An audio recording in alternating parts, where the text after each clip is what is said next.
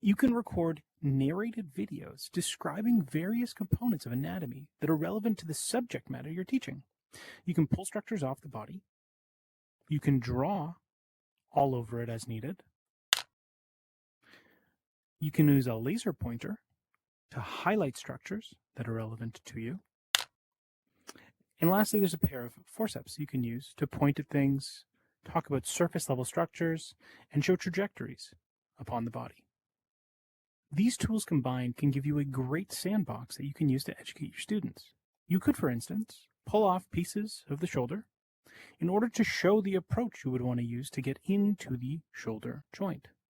You could use the marking pen to draw out the incision that you would want to make upon the skin, and then furthermore, discuss all of the structures therein that you would encounter on the way in during a surgical approach. These features alone aren't sufficient to teach to the highest level possible. We've built in this blue button here we call our patient menu, and what this allows you to do is augment the experience furthermore. We can toggle and hide different layers of anatomy. I could turn the muscles off, and now we just see my bony structure with my original incision line. I can turn on the circulatory system, and I can choose to also turn on the nerves at the same time using the submenu. And now you can discuss with your students the various different approaches you would want to use to avoid the nervous system and the circulatory system upon a surgical approach. In addition to these layer toggles, this submenu gives you additional options as well. You can turn the labels of the anatomy on and off to bell ring your students if you really want to test them on what they think a structure is called. Then turn the labels back on to check their work. You can also have this toggle turned on and off to show anatomical guides for a very novice student that's still learning all of the terminology around anatomy.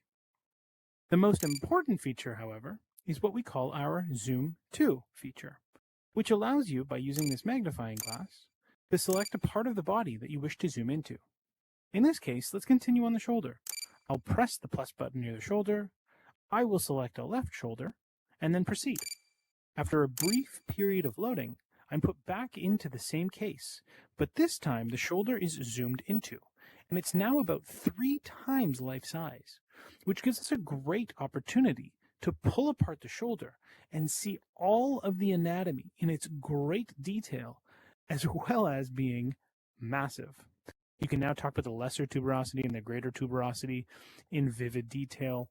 You can still use that marking pen from before in order to draw out fracture lines on the bone, for instance, and then discuss with the students about plating options, how you would plate, how you would nail, how you would repair a case of trauma.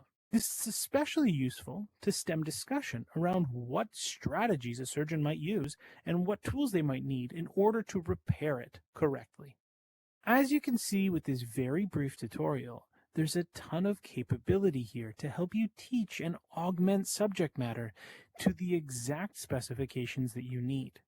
The anatomy is fully interactive, tailored to show exactly what you want, and repositionable in 3D space.